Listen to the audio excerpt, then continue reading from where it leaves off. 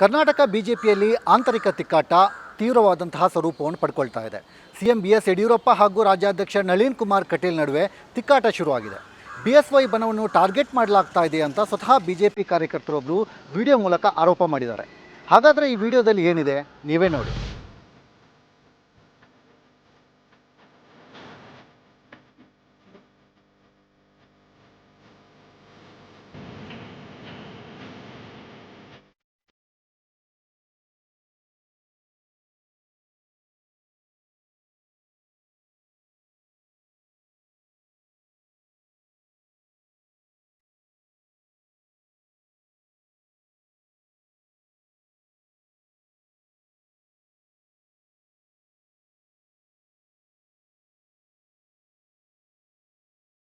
ಆದ್ರೆ ಬಿಜೆಪಿಯಲ್ಲಿ ಯಡಿಯೂರಪ್ಪ ಅಧ್ಯಕ್ಷ ಆಗಿದಾಗ ಸಾವಿರಾರು ಜನ, ಕೋಟ್ಯಾಂತರ ಜನಗಳು ಬಿಜೆಪಿ ಪಕ್ಷ ಯಡಿಯೂರಪ್ಪ ಅವರಿಂದ ತುಂಬಾ ಒಳ್ಳೇದಾಗುತ್ತಾ ಅಂತ ಅನ್ಕೊಂಡಿದ್ರು.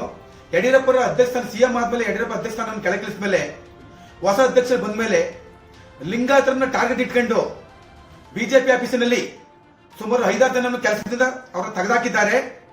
ಮತ್ತು ಲಿಂಗಾಯತರು ಯಾರು ಅಂತಂದ್ರೆ ಅವ್ರನ್ನ ಬಿಜೆಪಿ ಆಫೀಸ್ಗೆ ಬರಬೇಡಿ ಅಂತ ಹೇಳ್ತಾರೆ. 14 ವರ್ಷದಿಂದ ದುಡಿದ ಶ್ರಮ ಎಲ್ಲಿಗೋಯ್ತು?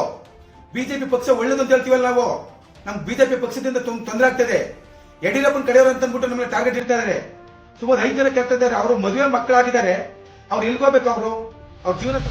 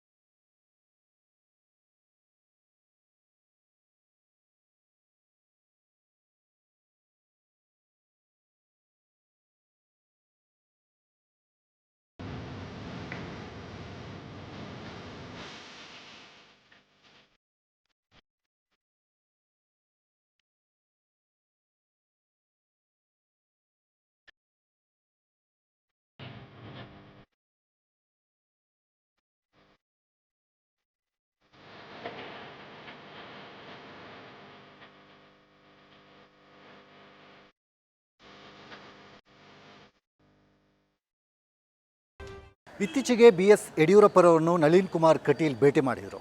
ಸುಮಾರು ಅರ್ಧ ತಾಸಿಗೂ ಹೆಚ್ಚು ಕಾಲ ಮಾತುಕತೆಯನ್ನು ಕೂಡ ನಡೆಸಿದರು. ನಮ್ಮ ನಡುವೆ ಯಾವುದೇ ರೀತಿಯ ಭಿನ್ನಾಭಿಪ್ರಾಯ ಇಲ್ಲ ಅಂತ ಹೇಳಿಕೆಗಳನ್ನು ಕೂಡ ಕೊಟ್ಟಿದ್ದರು. ಆದರೆ ಇದೀಗ ಮತ್ತೆ ಭಿನ್ನಮತ ಸ್ಫೋಟಗೊಂಡಿದೆ. ಮುಂದಿನ ದಿನಗಳಲ್ಲಿ ಇದು ಯಾವ ರೀತಿಯ ತಿರುವು ಪಡ್ಕೊಳ್ಳುತ್ತೆ ಎಂಬುದೇ ಸದ್ಯದ ಕುತೂಹಲ. ಈ ವಿಡಿಯೋ ನಿಮಗೆ ಇಷ್ಟ ಆದಲ್ಲಿ ಲೈಕ್ ಮಾಡಿ, ಶೇರ್ ಮಾಡಿ ಹಾಗೂ ಸಬ್ಸ್ಕ್ರೈಬ್ ಮಾಡಿ.